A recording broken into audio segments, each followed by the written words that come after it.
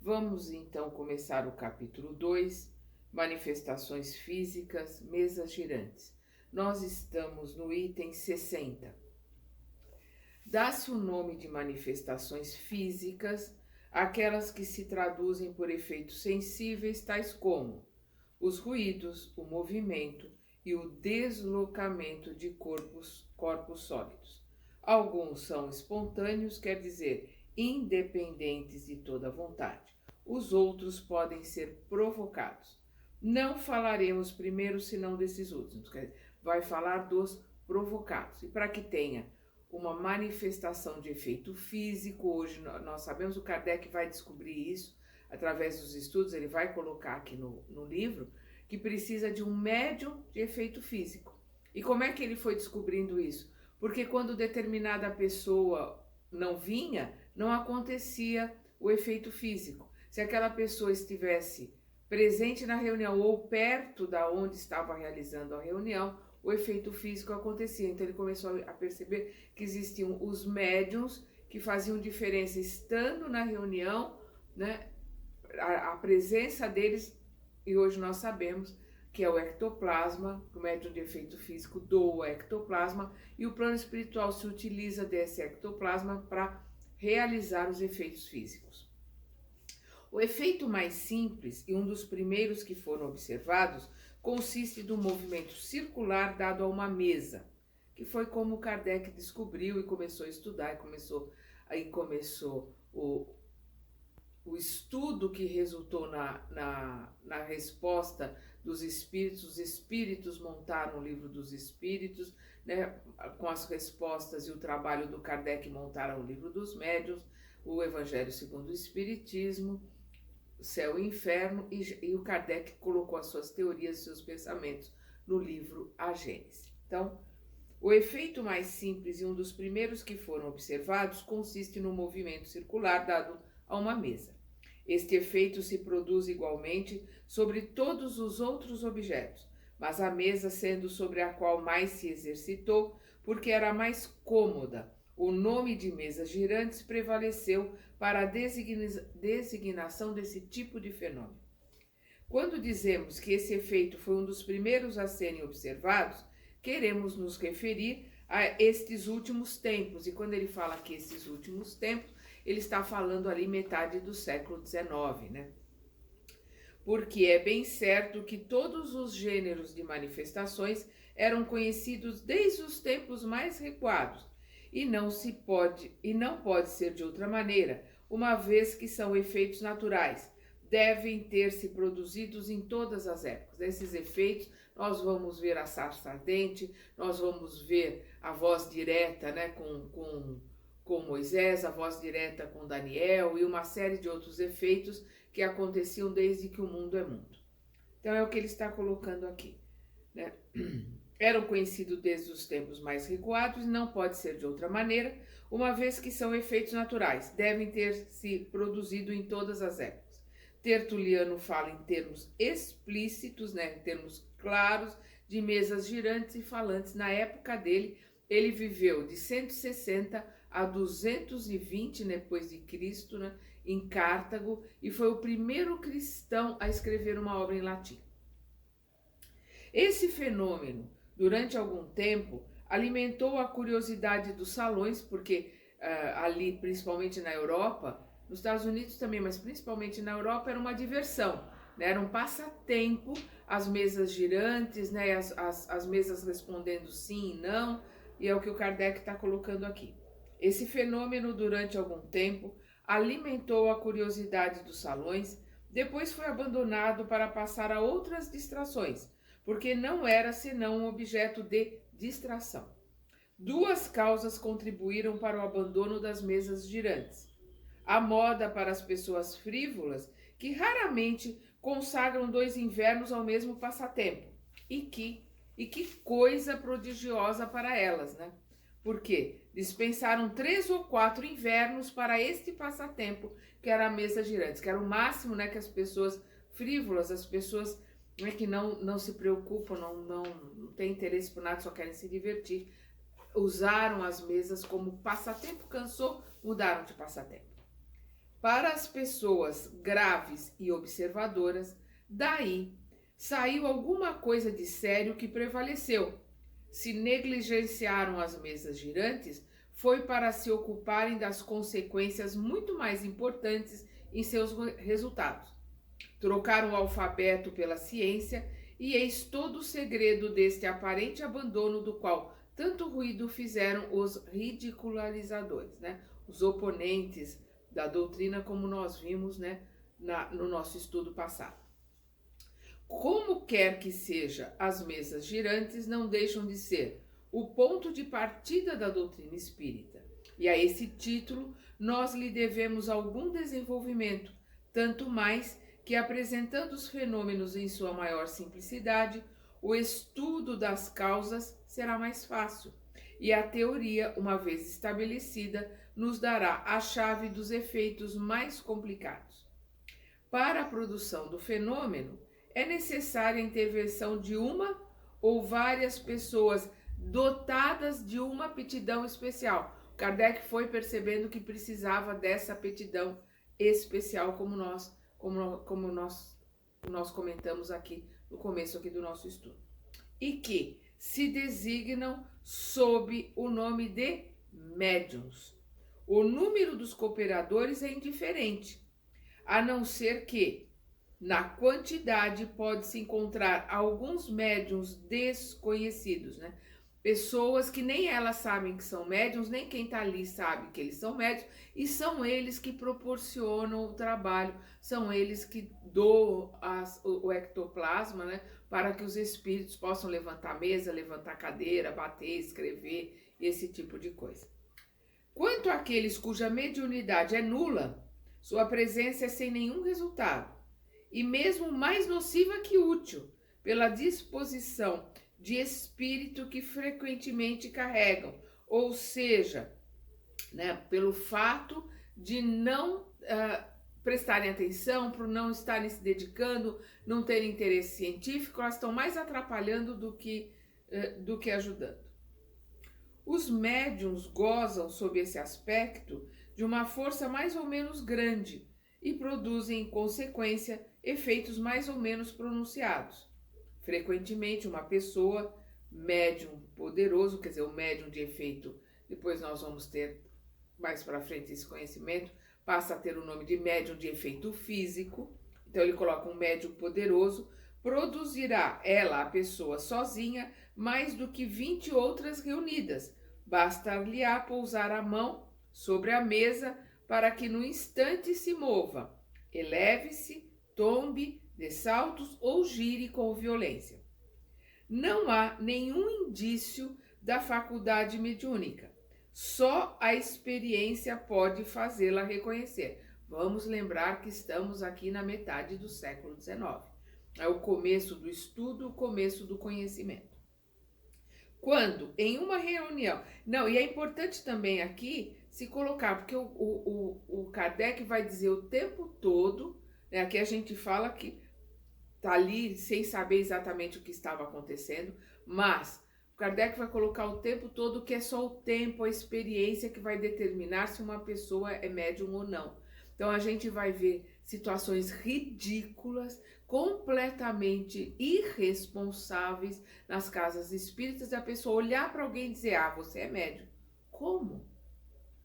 A pessoa mesmo só vai saber depois de muito tempo, depois de estudo, depois de começar a perceber as suas qualidades e que tipo de mediunidade tem. Porque médium somos todos. A mediunidade ostensiva, ela aparece ou muito clara, desde muito cedo, ou às vezes só vai aparecer depois de um longo tempo, depois de estudo. Nós tivemos no nosso grupo pessoas com 50 anos que nunca perceberam a sua mediunidade.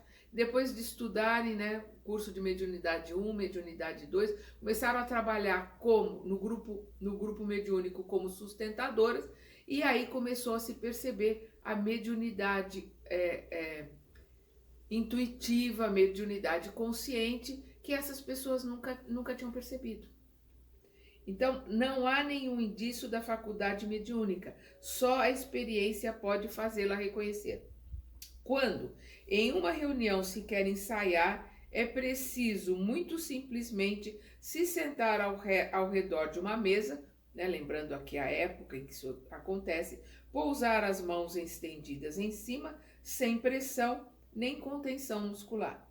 No princípio, como se ignorasse a causa do fenômeno, se havia indicado várias precauções, depois reconhecidas como absolutamente inúteis. Tal por exemplo, a alternância dos sexos, né, que eles colocavam um homem e uma mulher, um homem e uma mulher. Tal é ainda o contato dos dedos mínimos, né? Eles encostavam o dedo mínimo um dos outros para achavam que isso fazia diferente, formando ali uma corrente, né? Então, está dizendo que isso é tudo inútil, né? Tal é, por exemplo, a alternância dos sexos, tal é ainda o contato dos dedos mínimos das diferentes pessoas, de maneira a formar uma cadeia não interrompida. Esta última precaução havia parecido necessária, que é a de encostar os dedinhos, né? Quando se acreditava na ação de uma espécie de corrente elétrica. Depois, a experiência demonstrou sua inutilidade. A única prescrição rigorosamente obrigatória é o recolhimento, um silêncio absoluto e, sobretudo, a paciência se o efeito se faz esperar. Pode ocorrer que ele, né, o efeito, se produza em alguns minutos, como pode tardar meia hora ou uma hora. Isso depende da força medianímica, né, medianímica dos coparticipantes. Então, da capacidade de ter ali um médium ostensivo de efeitos físicos, né, doando ectoplasma, para que esse efeito pudesse ser notado. O médium de efeito físico precisa estar presente ou próximo. Dizemos ainda que a forma da mesa, a substância da qual foi feita, a presença de metais, da seda nas vestes dos assistentes, o dia, as horas, a obscuridade ou a luz, etc., são tão indiferentes como a chuva ou o bom tempo. Só o volume da mesa tem alguma importância, mas somente no caso de que a força medianímica seja insuficiente para vencer a resistência. Em caso contrário, uma única pessoa, uma criança mesmo, pode fazer erguer uma mesa de 100 quilos, enquanto que em condições menos favoráveis, 12 pessoas não fariam mover a menor mesinha. A questão é a qualidade, né, o poder mediúnico do médium ou dos médiuns que estão ali reunidos.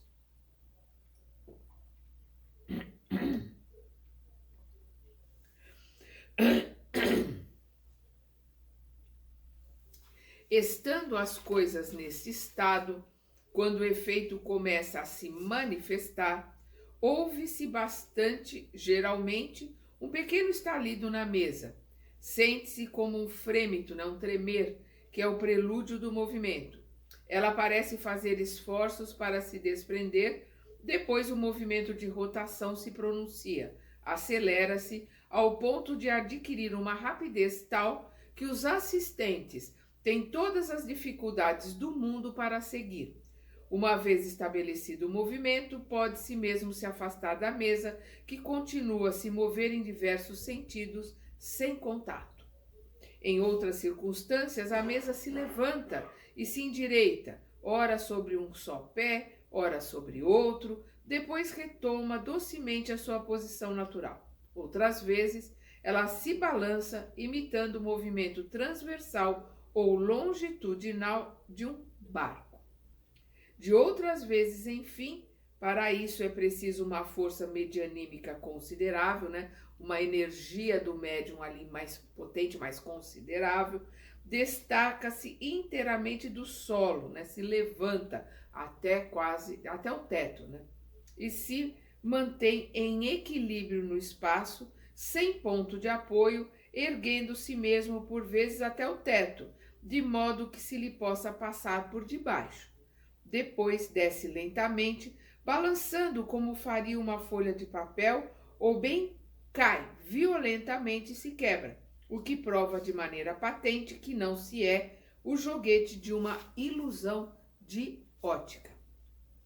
Um outro fenômeno que se produz muito frequentemente, segundo a natureza do médium, é o dos golpes dados na própria textura da madeira, sem nenhum movimento da mesa. Esses golpes, algumas vezes muito fracos, outras vezes bastante fortes, fazem-se ouvir igualmente nos outros móveis do apartamento, contra as portas, as paredes e o teto. Voltaremos ao assunto no instante, que ele vai voltar nesse assunto mais para frente aqui no livro. Quando ocorrem na mesa, produzem na mesa, uma vibração muito apreciável pelos dedos e, sobretudo, muito clara quando se aplica o ouvido, quando se coloca o ouvido ali na mesa para se escutar os estalidos e as batidas que são dadas na mesa. Então, aqui ele está descrevendo as mesas girantes, e os fenômenos dessas mesas, que é uma coisa que chamou a atenção e que foi o que chamou a atenção do Kardec para começar o estudo. E aqui nós vamos agora para o capítulo 3, Manifestações Inteligentes. Nós estamos agora na questão 65. No que acabamos de ver, nada seguramente revela a intervenção de uma força oculta. E esses efeitos poderiam perfeitamente se explicar pela ação de uma corrente magnética ou elétrica ou a de um fluido qualquer. Vamos lembrar que Kardec estudava, Mesmer, estudava a questão do magnetismo e as teorias colocadas por Mesmer. Tal foi, com efeito, a primeira solução dada a esses fenômenos e que podia, com razão, passar por muita lógica. Haveria, sem dúvida, prevalecido se outros fatos não lhe tivessem vindo demonstrar a insuficiência. Esses fatos são as provas de inteligência que deram. Ora, como todo efeito inteligente deve ter uma causa inteligente, resta evidente que, admitindo mesmo que a eletricidade ou outro fluido tenha nele um papel, a ele se mistura uma outra coisa. Qual seria ela? Qual seria essa inteligência? Foi o que a continuação das observações fez conhecer, porque foi isto a inteligência das respostas que eles colocavam para bater um para sim ou dois para não, ou vice-versa, e depois a mesa ia apontando as letras, ia mostrando ali as letras com uma prancheta ou com um lápis, e foram se formando palavras. Então ali tinha uma inteligência respondendo a uma pergunta, e aí é que Kardec se debruçou para estudar, para ver qual era essa inteligência que havia ali naquelas respostas. Para que a manifestação seja inteligente, não é necessário seja eloquente, espirituosa ou sábia. Basta que prove um ato livre e voluntário, exprimindo uma intenção ou respondendo a um pensamento. Seguramente, quando se vê um catavento agitado pelo vento, se está bem certo de que ele não obedece senão a um impulso mecânico, mas se reconhece nos movimentos do catavento sinais intencionais se ele vira à direita ou à esquerda, rápido ou com lentidão ao comando. Seria forçoso admitir não que o catavento é inteligente, mas que obedece a uma inteligência. Foi ao que se chegou pela mesa. Vimos a mesa se mover, erguer-se, dar pancadas sobre a influência de um ou de vários médiuns. O primeiro efeito inteligente que foi notado foi o de ver esses movimentos obedecerem a um comando. Assim, sem mudar de lugar, a mesa se levanta alternativamente sobre o pé designado. Depois, caindo, dava um número determinado de golpes, respondendo a uma pergunta. Perdão. De outras vezes, a mesa, sem o contato de ninguém, passeava sozinha pelo quarto, indo à direita ou à esquerda, para frente ou para trás, executando diversos movimentos conforme a ordem dos assistentes. É bem evidente que descartamos qualquer suposição de fraude, que admitimos a perfeita lealdade dos assistentes atestada pela sua honorabilidade e seu perfeito desinteresse. Falaremos mais tarde das fraudes contra as quais é prudente se estar em guarda. Então, Kardec colocando aqui que tomou todos os cuidados na honorabilidade, né, no caráter das pessoas que estavam participando ali e cuidado para que não houvesse nenhum tipo de fraude. Por meio das pancadas dadas e, sobretudo, pelas pancadas no interior da mesa, né, aqueles estalidos no interior da mesa, de que acabamos de falar, obtém-se efeitos ainda mais inteligentes, como a imitação de diversas batidas do tambor, do simulacro de luta com fogo de fila ou de pelotão, de um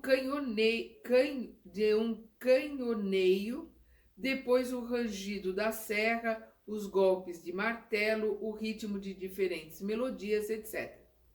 Como se compreende, foi um vasto campo aberto à exploração.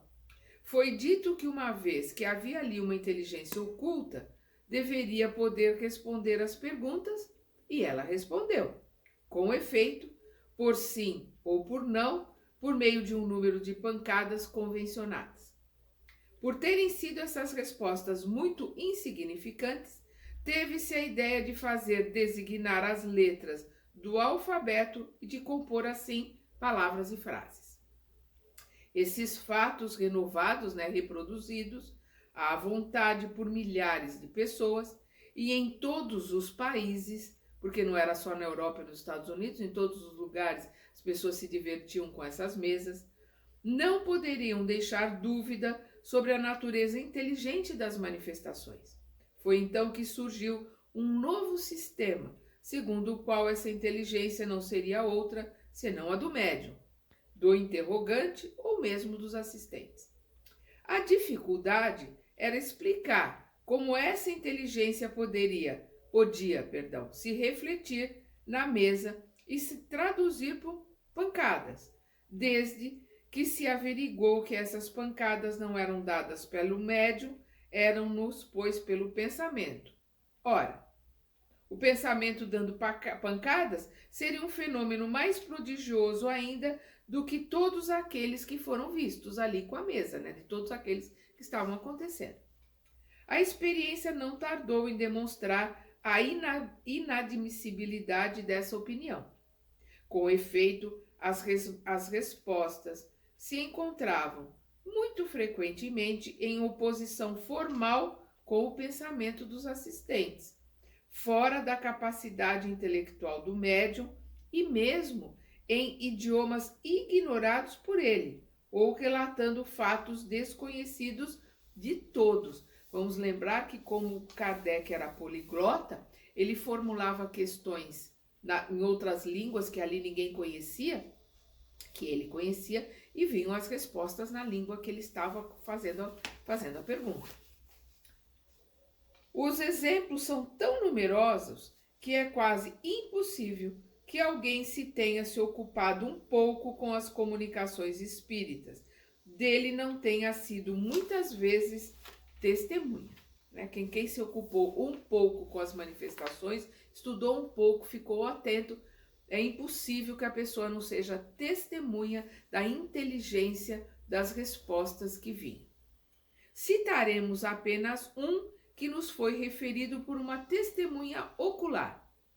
A bordo de um navio da Marinha Imperial Francesa, navegando pelos mares da China, toda a tripulação, desde os marinheiros ao Estado-Maior, ocupava-se em fazer as mesas falarem. Então, em todo lugar, as pessoas se divertiam com as mesas. Teve-se a ideia de evocar o espírito de um tenente desse navio morto havia 2 anos. Ele veio e, depois de diversas comunicações que deixou todo mundo admirado, disse o que se segue por meio de pancadas.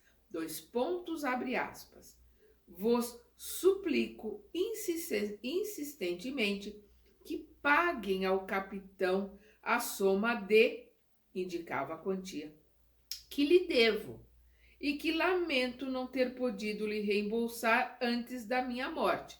Fecha aspas. Ninguém conhecia o fato. O próprio capitão havia esquecido desse crédito, de resto bastante pequeno. Mas, procurando em suas contas, ali encontrou a menção da dívida do tenente, cuja quantia indicada era perfeitamente exata. Perguntamos: do pensamento de quem essa indicação poderia ser o reflexo? Se ninguém ali sabia disso, nem o capitão se lembrava. Então, é o exemplo que o Kardec está trazendo aqui. Aperfeiçoou-se a arte de se comunicar por pancadas alfabéticas, mas o meio era sempre muito demorado. Entretanto, obtiveram-se comunicações de uma certa extensão, assim como interessantes revelações sobre o mundo dos espíritos. Estes indicaram outros meios, e a eles que se deve as comunicações escritas. É aos espíritos que se deve a comunicação escritas, porque foram os espíritos, através ali dessas pancadas, desses giros com as letras, que começaram a indicar uma forma mais fácil deles poderem se comunicar e responder as perguntas. Foram os próprios espíritos que deram as ideias. Kardec continua. As primeiras comunicações desse gênero tiveram lugar se adaptando um lápis ao pé de uma mesa leve pousada sobre uma folha de papel. A mesa, posta em movimento pela influência de um médium, pôs-se a traçar caracteres, depois palavras e frases. Simplificou-se sucessivamente esse meio, servindo-se de mesinhas grandes quanto a mão, mesinhas do tamanho de uma mão, feitas para isso. Depois cestinhas, caixas de papelão e, enfim, simples pranchetas. A escrita era tão corrente, tão rápida e tão fácil como com a mão, mas se reconheceu mais tarde que todos esses objetos não eram definitivamente senão apêndices, verdadeiras lapiseiras dos quais se podia prescindir, segurando o médium, ele mesmo, o lápis. A mão, arrastada por um movimento involuntário, escrevia sob o impulso dado pelo espírito e sem o concurso da vontade, nem do pensamento do médium. Então, aqui um médium mecânico, se colocava ali o lápis na mão dele, ele saía escrevendo, ele não sabia nem o que ele estava escrevendo, nem do que se tratava. A comunicação, a partir daí, passou a ser mais simples, e mais rápida.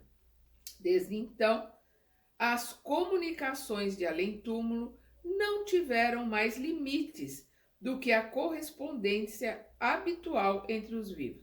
Então, passou a se receber as comunicações, do plano espiritual, da mesma forma que se recebia cartas dos encarnados, que era a forma de comunicação da época, Voltaremos a esses diferentes meios e os explicaremos com detalhes.